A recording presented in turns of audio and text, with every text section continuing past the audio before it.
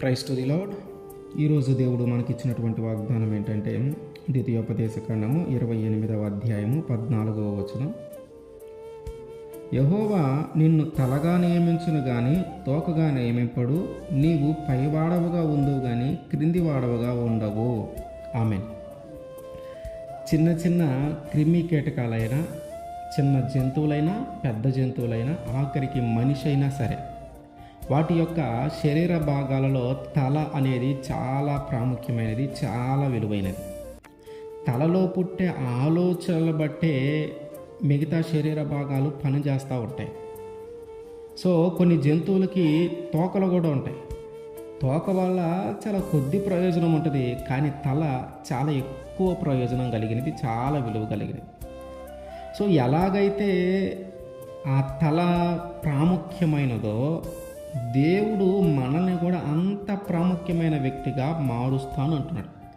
కొన్నికి అసలు తలే లేకపోతే అసలు జంతువే లేదు, తలే లేకపోతే అసలు మనిషే లేడు, తలే లేకపోతే ఏ క్రిమి కీటకం లేదు. అంటే తల అంత విలువైనది మనిషికైనా, జంతువుకైనా, క్రిమి కీటకాలకైనా, ఏదైనా సరే ప్రాణం కలిగిన ప్రతిదానికి తల చాలా ప్రాముఖ్యమైనది.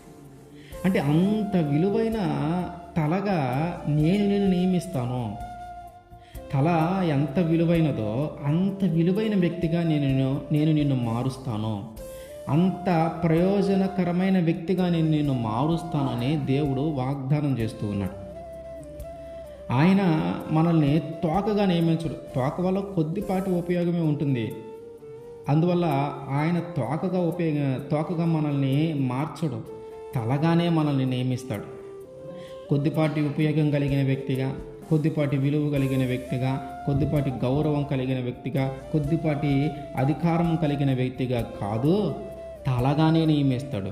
గొప్ప వ్యక్తిగా, ఎక్కువ అధికారం కలిగిన వ్యక్తిగా, ఎక్కువ స్థానంలో ఉన్నటువంటి వ్యక్తిగా, ఉన్నతమైన స్థానంలో ఉన్నటువంటి వ్యక్తిగా, గొప్ప ప్రయోజనకరమైన వ్యక్తిగానే నేను నిన్ను మారుస్తాను. తలగానే నియమిస్తాను, తోకగా నియమించను. నువ్వు పైవాడవుగా ఉండు కానీ క్రింది వాడుగా నువ్వు ఉండవు అని దేవుడు మనతో మాట్లాడుతూ ఉన్నాడు. అయితే ఎప్పుడు జరుగుతుంది? నీ దేవుడైన యెహోవా ఆజ్ఞలను విని వాటిని అనుసరించి గైకొనిన ఎడల. అంటే దేవుడు చెప్పే మాటను విని, ఆయన ఆజ్ఞలను విని వాటిని అనుసరించి నడుచుకొనినప్పుడు, దేవుడు చెప్పిన మాట వినటము, దాన్ని పాటించటము, దాని ప్రకారము జీవించటము కొన్నిసార్లు కష్టమవుతుంది. కష్టమైనను సరే, బాధ అయినను సరే, తట్టుకోలేని పరిస్థితి అయినను సరే, అయినా ఆయన మాటే నెరవేర్చడానికి, ఆయన ఆజ్ఞ ప్రకారము నివసించటానికి, ఆయన ఆజ్ఞ ప్రకారము, ఆయన మాట ప్రకారము బ్రతకటానికి ఎప్పుడైతే మనము సిద్ధపడి ఉంటామో అప్పుడు ఆయన మనల్ని తలగా నియమిస్తాడు. దానియేలు గారి జీవితంలో జరిగిన సంఘటన, నువ్వు ప్రార్థన ఎవరైనా ఆ విగ్రహానికి కానీ మొక్కకపోతే వారిని ఖచ్చితంగా వారికి శిక్ష ఉంటుంది అని చెప్పినా, దేవుని ఆజ్ఞ మీరకుండా, ప్రార్థించటం ఆపకుండా, విగ్రహాలకు నేను మొక్కను అనే, విగ్రహాలకు మొక్కొద్దు అనే దేవుని మాటను నెరవేర్చడానికి తన ప్రాణాల సైతం లెక్క చేయకుండా నిలబడ్డాడు.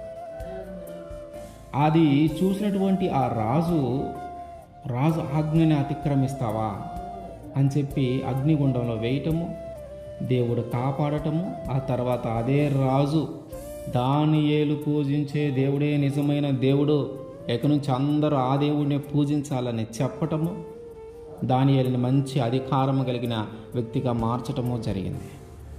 ఒకవేళ దానియేలు గారు ఆ దేవుని ఆజ్ఞను పాటించడానికి కష్టమైందిలే, ఎందుకు ప్రాణాల మీదకు తెచ్చుకోవటం, ఎందుకు ఇప్పుడు ఇంత రిస్క్ చేయటం అని అనుకొని ఉంటే దేవుడి నామము అంత మహిమపరచబడేది కాదు. అక్కడ దానియేలు గారికి ఆ గొప్ప స్థానము వచ్చేది కాదు. అంటే ఆయన దేవుని మాట వినటము కోసము, దేవుని ఆజ్ఞ ప్రకారం నడుచుకునటం కోసము, దేవుని మాటను నెరవేర్చడం కోసము కొన్నిసార్లు కఠినమైన పరిస్థితులు మన జీవితంలోకి వచ్చినా కూడా ఇంకా ఆయన మాట నెరవేర్చడానికే మనం సిద్ధపడి ఉంటే అప్పుడు ఆయన మనల్ని తలగా నియమిస్తాడు, తోకగా నియమించడు. మనము పైవాడివిగా ఉంటాము కానీ ఒకరి క్రింద పనిచేసే వాళ్ళలాగా ఉండము. కనుక ఆయన మాట వింటే అంత ఆశీర్వాదం ఉంటుంది. ఆయన మాట వింటే అంత గొప్ప స్థానంలో ఉంచుతాడు. ఆయన మాట వింటే మనల్ని ఒక ఉన్నతమైన వ్యక్తిగా మారుస్తాడు.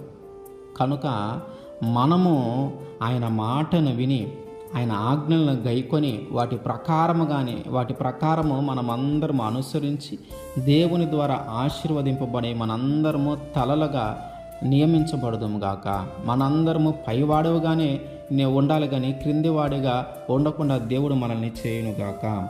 ఆమేన్.